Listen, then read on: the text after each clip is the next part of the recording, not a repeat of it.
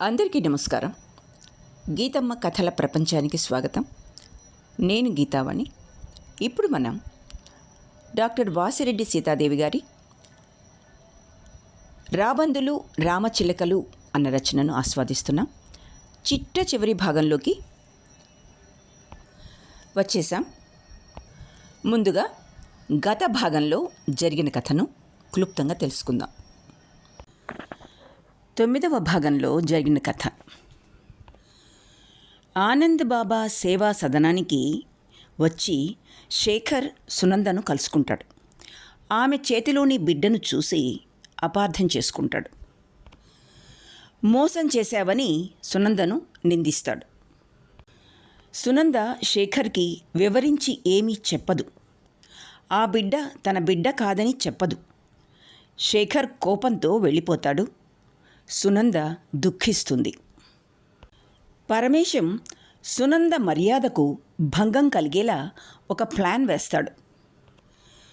పుణ్యశ్రీ చేత అతడి న్యూస్ పేపర్లో సునందకు వ్యతిరేకంగా తప్పుడు రాతలు రాయిస్తాడు.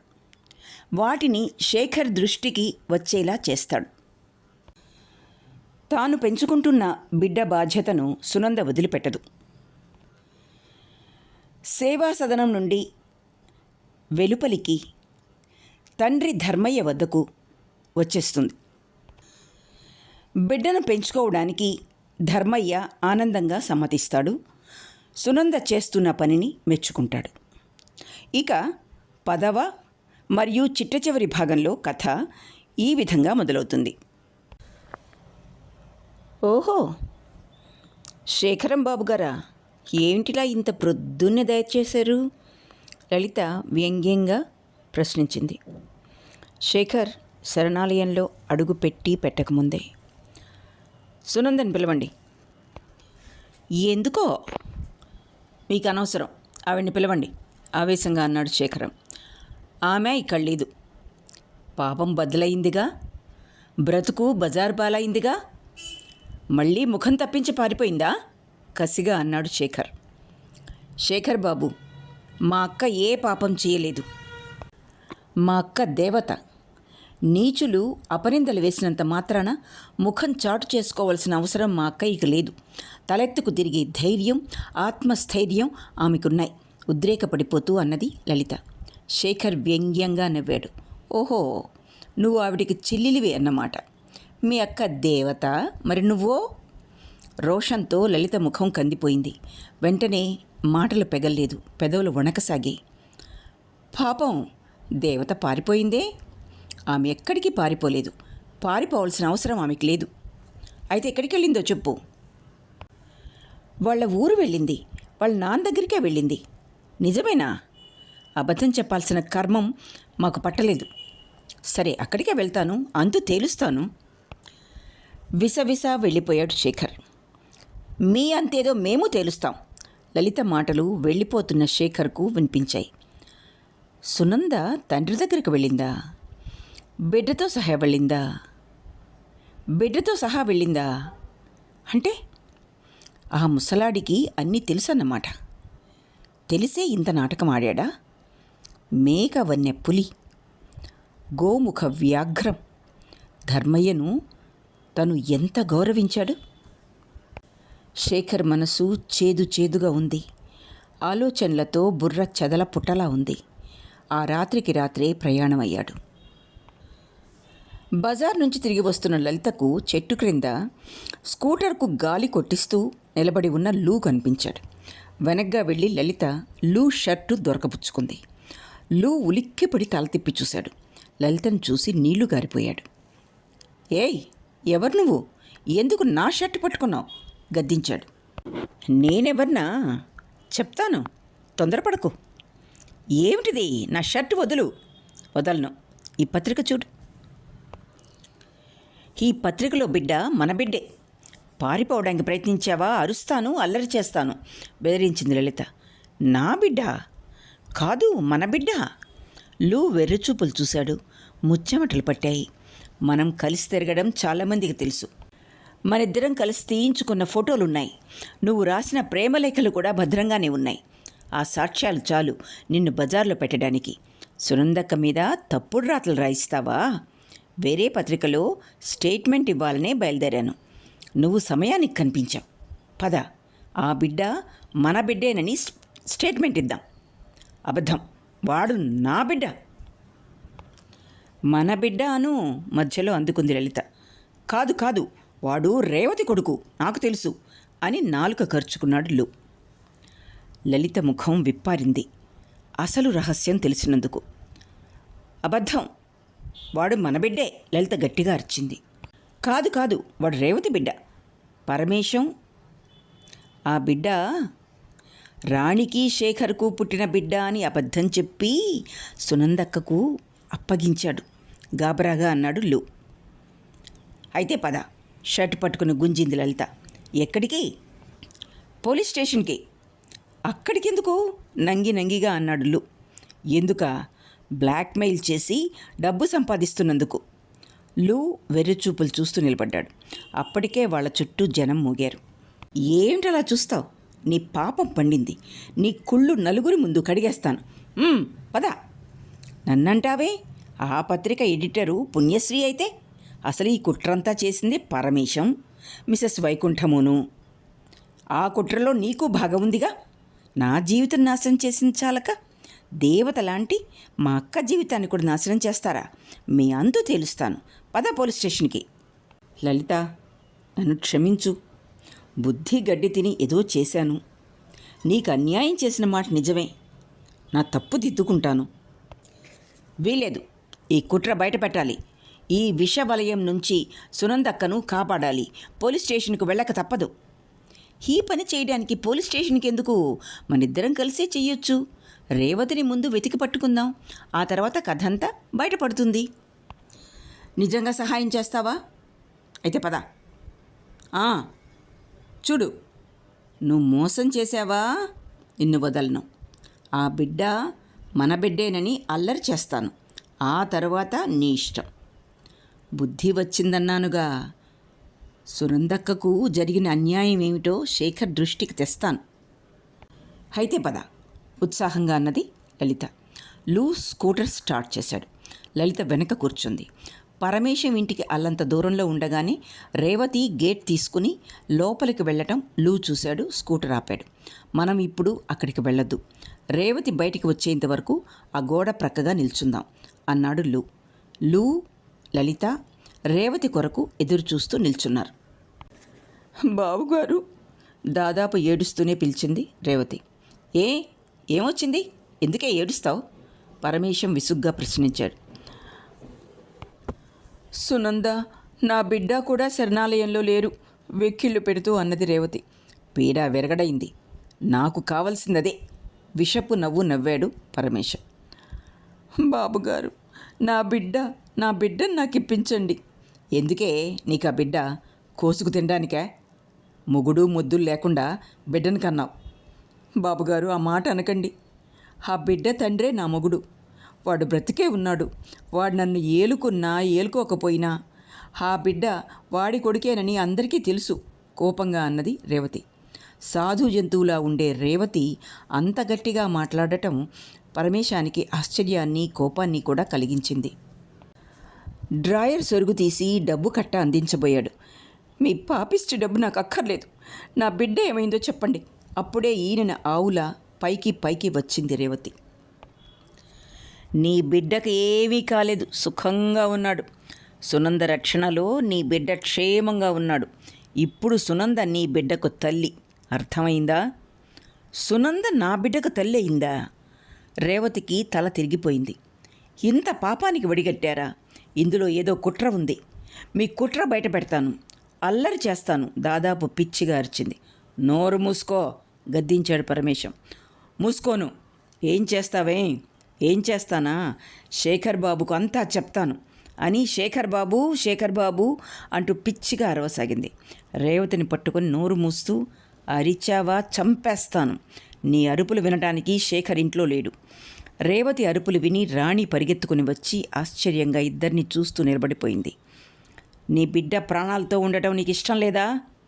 రేవతి పరమేశం ముఖంలోకి వెర్రిగా చూసింది. వాడు బ్రతికి ఉండాలంటే నేను చెప్పినట్టు విను. రేవతి భయంతో వణికిపోయింది. నీ బిడ్డకేమీ కాదు, క్షేమంగానే ఉన్నాడు. కొంతకాలం ఓపిక పట్టు. పరిస్థితులు చక్కబడ్డాక నీ బిడ్డను నీకు అప్పగిస్తాను. రేవతి కొయ్యబారిపోయి నిల్చుంది. మర్యాదగా వెళ్ళిపో. అల్లరి చేశావా నీ బిడ్డ ప్రాణం నువ్వే తీసిన దానివి అవుతావు. బాబుగారు, భోరున ఏడ్చింది రేవతి. ఏడవకో, నీ బిడ్డ నీకు అప్పగిస్తాను. అంతవరకు గుట్టు చప్పుడు కాకుండా పడి ఉండు. ఇక వెళ్ళు. రేవతి ఏడుస్తూ వెళ్ళిపోయింది. ఏమిటినా అన్న ఇది? ఇదంతా నీకోసమేనమ్మా. నా కోసమా? నా క్షేమం కోసం ఇంతమందికి అన్యాయం చేస్తావా? నా కోసం ఇటువంటి పాడు పనులు చేయమని నేను కోరానా? ఆవేశంగా అన్నది రాణి. నువ్వు కోరినా కోరకపోయినా తండ్రిగా నీ క్షేమం చూడాల్సిన బాధ్యత నాకుంది. నువ్వు నోరు మూసుకుని పడి ఉండి నాకు అడ్డు రాకు, చిరాగ్గా అన్నాడు పరమేశ్వర్. రాణి కళ్ళకు తండ్రి అప్పుడే ఊరు బయటి ఊడల మర్రి దిగివచ్చిన బ్రహ్మరాక్షసుడిలా కనిపించాడు.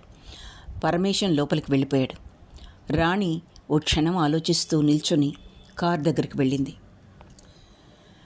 ధర్మయ్య నులక మంచం మీద వెల్లికెతలా పడుకొని కుర్రవాణ్ణి గుండెల మీద కూర్చోబెట్టుకొని మాటలు నేర్పిస్తున్నాడు. సునంద నవ్వుకుంటూ మంచం దగ్గరగా నిల్చునుంది. లేవండి నాన్న, భోజనానికి టైం అయింది అంటూ బిడ్డను తీసుకోబోయింది. పిల్లవాడు ధర్మయ్య గుండెల మీద పడుకున్నాడు. చూసావా అమ్మా, వాడికి తాతయ్య అంటే ఎంత ఇష్టమో. విసురుగా వచ్చి నిల్చున్న శేఖర్ను ధర్మయ్య చూడలేదు. సునంద చూస్తూ నిల్చుంది. శేఖర్ సునంద ముఖంలోకి తిరస్కారంగా చూశాడు. ఎవరు, అల్లుడుగారా అంటూ ధర్మయ్య పిల్లవాడిని దింపి లేచి కూర్చున్నాడు. బాబు, బాబంట బాబు. ఇక నీ నక్క వినయాలు నా దగ్గర కాదు. ఏమిటి బాబు నువ్వంటున్నది? అంతా తెలిసే నాటకం ఆడుతున్నావు. నీ నటన చూసి మోసపోయాను. నువ్వు మేక వన్నె పులివి. శేఖర్, ఇక ఆపండి. మా నాన్న ముందు నిలబడే అర్హత కూడా మీకు లేదు. ఓహో, అలాగా? ఎందుకనో? నీలాంటి కులటను కన్నందుకా? శేఖర్, ధర్మయ్య నిలువెల్లా వణికిపోయాడు. ఎందుకు రంకెలు పెడతారు? కళ్ళారా కనిపిస్తుంటే కూడా దాచడానికి. నా బిడ్డ దేవత శేఖర్, నా బిడ్డ దేవత. అవును, దేవత, మహాపతివ్రత. అందుకే ఇంత మోసం చేసింది. నేనెవరినీ మోసం చేయలేదు, నువ్వే మోసం చేశావు. సునంద గట్టిగా అరిచింది. నేను మోసం చేశానా? అవును, నువ్వే. నమ్మిన వాళ్ళ గొంతు కోసింది నువ్వే. ముందు చెప్పు, ఆ బిడ్డకు తండ్రి ఎవరు? శేఖర్ నిలదీసి అడిగాడు. నువ్వే. నేనా? శేఖర్ వెర్రిగా చూశాడు. అవును, నువ్వే. కాదు కాదు, రేవతి పరిగెత్తుకుంటూ వచ్చింది. ఆమె వెనకే రాణి, లలిత, లూ ప్రవేశించారు. రేవతి చటుక్కున బిడ్డనెత్తుకుంది. వీడు నా బిడ్డ. శేఖర్ పిచ్చివాడిలా అందర్నీ మార్చి మార్చి చూడసాగాడు. సునంద ఆశ్చర్యంగా, వీడు నీ కొడుకా? రేవతిని అడిగింది. అవునమ్మా, పరమేశం, మిసెస్ వైకుంఠం చేసిన కుట్ర ఇది అన్నది రేవతి బిడ్డను ముద్దు పెట్టుకుంటూ. రాణి జరిగిందంతా శేఖర్కు చెప్పింది. మిమ్మల్ని ఇద్దరినీ విడదీసిన పాపంలో భాగం నాకు కూడా ఉంది బావా, నన్ను క్షమించు అన్నది. అందరూ హాయిగా కబుర్లు చెప్పుకుంటూ ఆ రాత్రి గడిపారు. పరమేశం హాల్లో పిచ్చివాడిలా పచారులు చేస్తున్నాడు. మిసెస్ వైకుంఠం, పుణ్యశ్రీ ప్రవేశించారు. చూశారా, లూ నమ్మక ద్రోహం చేశాడు అన్నాడు పుణ్యశ్రీ. రేవతి కూడా చేయి జారిపోయింది అన్నది మిసెస్ వైకుంఠం. నా కూతురే నాకు ద్రోహం చేసింది, నాకంతా తెలుసు అన్నాడు పరమేశం సోఫాలో కూర్చుంటూ. ఇంతలో నరహరి ఆదరా బాదరాగా వచ్చాడు. పరమేశం గారు, కథ అడ్డం తిరిగింది. ఆ ధర్మయ్య, జానకిరామయ్య అంతా కలిసి శేఖర్ను నా మీద పోటీగా నిలబెట్టారు అన్నాడు నరహరి. పరమేశం ఆలోచిస్తూ కూర్చున్నాడు. ఎంత ధైర్యం వాళ్ళకి! లేకపోతే ఆ శేఖర్కు బుద్ధి ఉండక్కర్లా అన్నది మిసెస్ వైకుంఠం. పరమేశం మిసెస్ వైకుంఠం ముఖంలోకి చొరచొర చూశాడు. మిసెస్ వైకుంఠం ముడుచుకుపోయి కూర్చుంది. ఊరూరా ప్రచారానికి సన్నాహాలు సాగిస్తున్నారట. ఇప్పటికిప్పుడే మీ అల్లుడు శేఖర్ మీ అంతు చూస్తాడట అన్నాడు నరహరి. "మ్మ్" అని మాత్రం అన్నాడు పరమేశం. దానికి తోడు మీ కూతురు సునంద కూడా వంత పాడుతున్నారట. అయినా మీ అల్లుడు మామ లేడు, అల్లుడు లేడు. ఆ మాటకొస్తే అల్లుడు లేడు, కూతురు లేదు. నా త్రోవకు అడ్డం వచ్చిన వాళ్ళెవరైనా సరే నల్లిని నలిపినట్టు నలిపి అవతల పారేస్తా. నిప్పులు కక్కాడు పరమేశం. మిసెస్ వైకుంఠం బిగిసిపోయి కూర్చుంది. పుణ్యశ్రీకి గట్టిగా ఊపిరి పీల్చుకోవాలంటే కూడా భయంగా ఉంది. బిక్క చచ్చిపోయి కూర్చున్నాడు. నరహరి ఏదో మాట్లాడబోయి పరమేశం ముఖంలోకి చూసి సాహసించలేకపోయాడు. నరహరి, ఇక నువ్వు ఎమ్మెల్సీవి, నేను ఈ డేగలమర్రి పంచాయతీ సమితి ప్రెసిడెంట్ను. ఇక కార్యక్రమాల్ని ప్రారంభించు. డబ్బుకు వెనకాడవద్దు. అవతలి వాళ్ళు ఎవరిని చూడొద్దు. అడ్డం వచ్చిన ఎవరినైనా సరే నిర్దాక్షిణ్యంగా కాళ్ళరాసి పారేయండి. పైన ఉన్న వాళ్ళందరూ మన వాళ్లే, మీకేం భయం లేదు. అన్నిటికీ నేనున్నాను అని లేచి నిల్చున్నాడు పరమేశం. అందరూ లేచి నిల్చున్నారు. చూడవయ్యా పుణ్యశ్రీ, ఎలక్షన్స్ పూర్తయ్యేదాకా ప్రతి వారం స్పెషల్ ఇష్యూ వెయ్యి. చిత్తం. ఏం రాస్తావు? తమ గురించి నీ బుద్ధి మాత్రం ఇప్పటికీ మొండికెత్తే. నా గురించేం రాస్తావయ్యా? అవతలి వాళ్ళ కుళ్ళు. అర్థమైంది. నీకు వేరే చెప్పనక్కర్లేదు. మిసెస్ వైకుంఠం కేసు చూశాడు పరమేశం. మహిళా మండలి సభ్యులతో ఇవ్వాళే మాట్లాడతాను, బయట సర్దుకుంటూ అన్నది మిసెస్ వైకుంఠం. నరహరి, భయపడకు, విజయం మందే. పరమేశం లోపలికి వెళ్ళిపోయాడు. అందరూ బయటికి వెళ్ళిపోయారు. ఇరువైపులా ఎలక్షన్ల ప్రచారం ముమ్మరంగా సాగుతూ ఉంది. ఉపన్యాసాలు, బుర్రకథలు జోరుగా సాగుతున్నాయి. ఇరు పక్షాల వారు సర్పంచుల వద్దకు వెళ్ళి వారి వారి అభ్యర్థుల్ని గెలిపించవలసిందిగా అడుగుతున్నారు. పరమేశం, నరహరి డబ్బు సంచులు విప్పుతున్నారు. నోట్లు విరజిమ్ముతున్నారు. అయినా పరమేశం ముఠ బలహీనంగానే ఉంది. మరో ఇద్దరు సర్పంచులను తమ వైపుకు తిప్పుకుంటే గాని గెలిచే నమ్మకం లేదు. ఎవ్వరూ డబ్బుకు లొంగేలా లేరు. పరమేశం, నరహరి ముఠా వాళ్ళు రహస్య సమావేశాలు జరుపుతున్నారు. మామ అల్లుళ్ల మధ్య పోటీ గురించి కుతూహలంతో కథలు చెప్పుకుంటున్నారు జనం. నోట్లు విరజిమ్ముతున్నారు. అయినా పరమేశం ముఠా బలహీనంగానే ఉంది. మరో ఇద్దరు సర్పంచులను తమ వైపుకు తిప్పుకుంటే గాని గెలిచే నమ్మకం లేదు. ఎవ్వరూ డబ్బుకు లొంగేలా లేరు. పరమేశం, నరహరి ముఠా వాళ్ళు రహస్య సమావేశాలు జరుపుతున్నారు. మామ అల్లుళ్ల మధ్య పోటీ గురించి కుతూహలంతో కథలు చెప్పుకుంటున్నారు జనం. రచ్చబండ మీద కూర్చున్న పెద్దలు ఎలక్షన్స్ గురించి మాట్లాడుకుంటున్నారు. పురాణ కాలంలో కంసుడు, కృష్ణుడికి మధ్య ఉన్న వైరమే ఈనాడు శేఖర్, పరమేశం మధ్య కనిపిస్తూ ఉంది అన్నాడు పరంధామయ్య. అంటే గెలుపు కృష్ణుడిదే, అదే శేఖర్దేగా అన్నాడు పరమయ్య చుట్టమొన కొరుకుతూ. ఎట్లా చెబుతాంలే, అది పురాణ కాలం, ఇది కలియుగం. కలియుగంలో కంసుడిదే గెలుపు కావచ్చు అన్నాడు రామయ్య తుపుక్కున ఊసి. రామయ్య పరమేశం మనిషి. పరంధామయ్యకు ఒళ్ళు మండిపోయింది. న్యాయం శేఖర్ వైపే ఉంది, శేఖర్దే గెలుపు అన్నాడు. అంతలో చెమట్లు కక్కుకుంటూ ఎల్లమంద వచ్చాడు. ఏరా ఎల్లమందా, ఏం జరిగిందేమిటి? ఘోరం జరిగిపోనాద్దోరా. పక్కూరి సర్పంచి సాంబయ్య గోరిని నరహరి గోరి మనుషులు ఎత్తకపోయిండ్రంట అన్నాడు ఎల్లమంద. హా అంటూ లేచి నిల్చున్నాడు జానకిరామయ్య. అన్యాయం, ఘోరం అన్నాడు పరంధామయ్య. అన్యాయం ఏముంది ఇందులో, అన్ని సమితుల్లో జరిగే తంతేగా అన్నాడు రామయ్య. కర్ర ఉన్నవాడిదే బర్రె, బలం ఉన్నవాడికే పెద్ద కుర్చీ అన్నాడు పరమయ్య.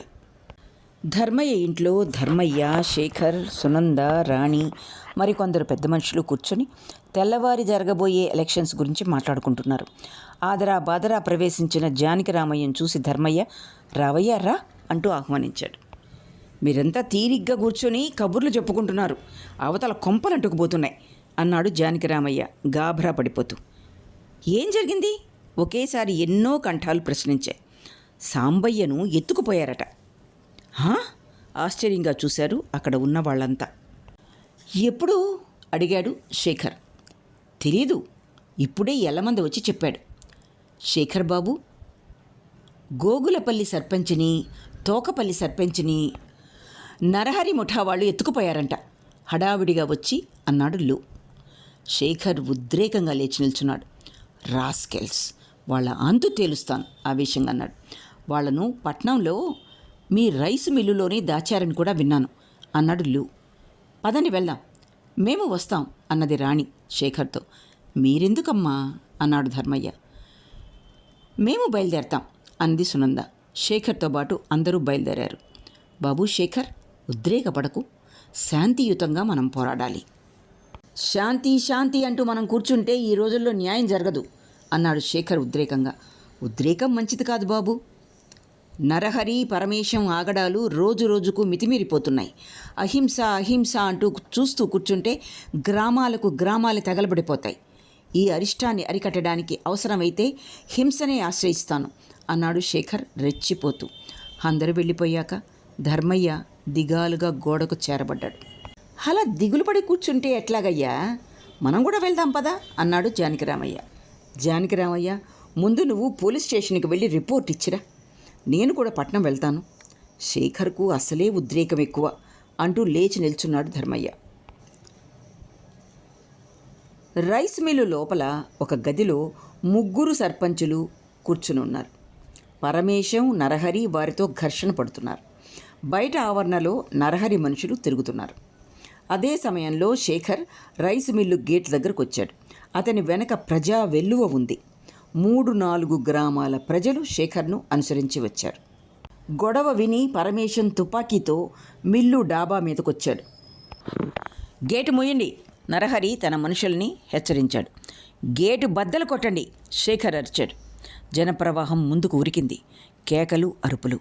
నరహరి నశించాలి, పరమేశం డౌన్, దౌర్జన్యం నశించాలి. కేకలతో, అరుపులతో వాతావరణం దద్దరిల్లిపోతూ ఉంది. ఆగండి, ప్రాణాల మీద ఆశ ఉంటే ముందుకు అడుగు వేయకండి. అందరూ తల ఎత్తి చూశారు. డాబా మీద తుపాకీ ఎక్కుపెట్టి రౌద్ర రూపంలో కనిపించాడు పరమేశం. శేఖర్ జనం ముందుకు వచ్చి నిలబడ్డాడు. పరమేశం గర్జించాడు శేఖర్. పరమేశం శేఖర్ను చూసి, అవునరా, నేను పరమేశాన్నే, నీకిప్పుడు మామను కాదు, అందుకే మర్యాదగా తప్పుకో. ముందా సర్పంచుల్ని వదిలిపెట్టు. నీ బెదిరింపులకు భయపడి పారిపోతావనుకోకు. ఇంకా గంట టైం ఉంది, ఆ తర్వాత వాళ్ళని వదిలేస్తాను. ఇప్పుడే వదలాలి వీల్లేదు, అయితే మేమే విడిపిస్తాం. ఆగు, అడుగు ముందుకు వేశారా చచ్చిపోతారు. 5 గంటలు కొట్టిందాకా పురుగు బయటికి పోవడానికి వీల్లేదు. ఆ తర్వాత మీకు కావలసినంత స్వేచ్ఛ, మీ ఇష్టం వచ్చినట్టు తిరగొచ్చు. వాళ్ళ లోపల మీరు ఉంచమన్నా ఉంచను. గంట గడిస్తే ప్రజాస్వామ్యం బ్రతికి బట్ట కడుతుంది. కాదు, మరో 50 నిమిషాలు చాలు, ఈ పరమేశం డేగలమర్రి ప్రెసిడెంట్ అవుతాడు. అంతవరకు మీ అందరి సహకారం కోరుతున్నాను. మర్యాదగా చెప్తున్నాను, నా మాట వినండి, చెడిపోకండి.